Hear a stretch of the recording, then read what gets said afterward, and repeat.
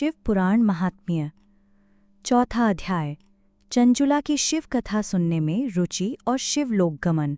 ब्राह्मण बोले, नारी, तुम सौभाग्यशाली हो जो भगवान शंकर की कृपा से तुमने वैराग्यपूर्ण शिव पुराण की कथा सुनकर समय से अपनी गलती का एहसास कर लिया है।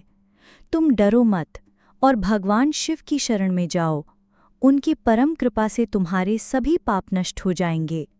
मैं तुम्हें भगवान शिव की कथा सहित वह मार्ग बताऊंगा जिसके द्वारा तुम्हें सुख देने वाली उत्तम गति प्राप्त होगी।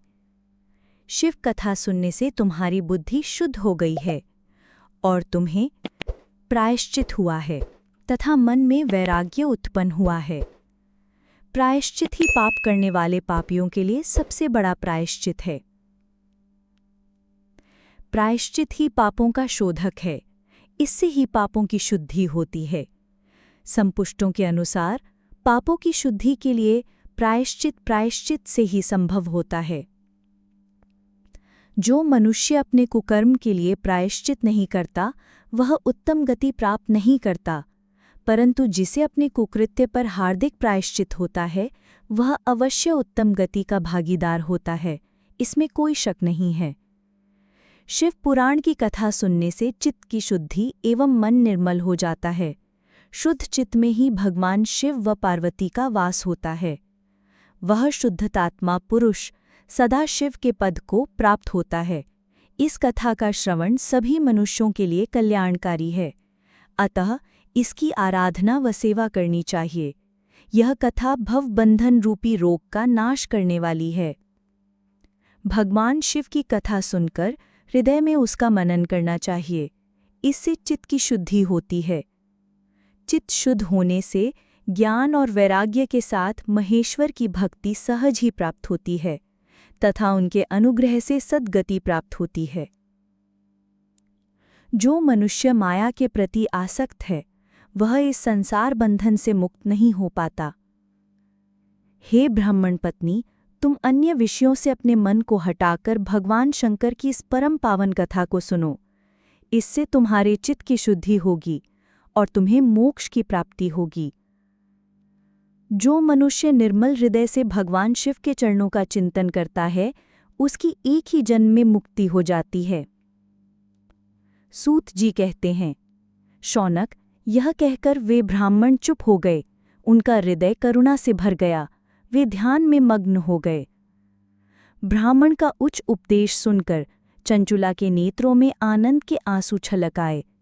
वह हर्ष भरे हृदय से ब्राह्मण देवता के चरणों में गिर गई और हाथ जोड़कर बोली, मैं कृतार्थ हो गई। हे ब्राह्मण, शिव भक्तों में अग्रगण्य स्वामिन, आप धन्य हैं। आप परमार्थदर्शी हैं और सदा परोपकार में लगे रहते हैं। साधो, मैं नर्क के समुद्र में डूब रही हूँ, कृपा कर मेरा उद्धार कीजिए।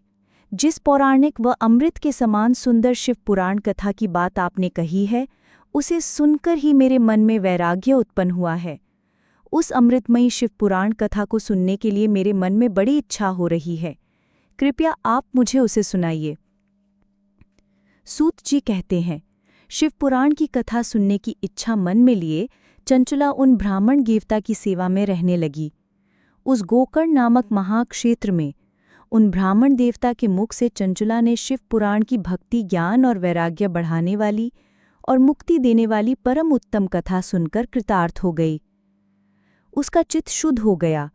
वह अपने हृदय में शिव के सगुण रूप का चिंतन करने लगी। वह सदैव शिव के सच्चिदानंदमय स्वरूप का स्मरण करती थी। तत्पश्चात अपना समय पूर्ण होने पर चंचुला ने बिना किसी कष्ट के अपना शरीर त्याग दिया।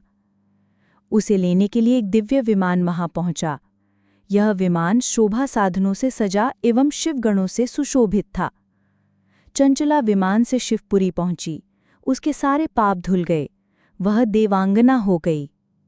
वह गौरांगी देवी मस्तक पर अर्धचंद्र का मुकुट व अन्य दिव्य आभूषण पहने शिवपुरी पहुंची। वहां उसने सनातन देवता त्रिनेत्रधारी महादेव शिव को देखा।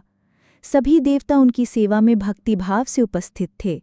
उनके अंगों की कांति करोड़ों सूर्यों के समान प्रकाशमान हो रही थी। 5 मुख और हर मुख में 3-3 नेत्र थे। मस्तक पर अर्धचंद्राकार मुकुट शोभायमान हो रहा था। कंठ में नील चिन्ह था।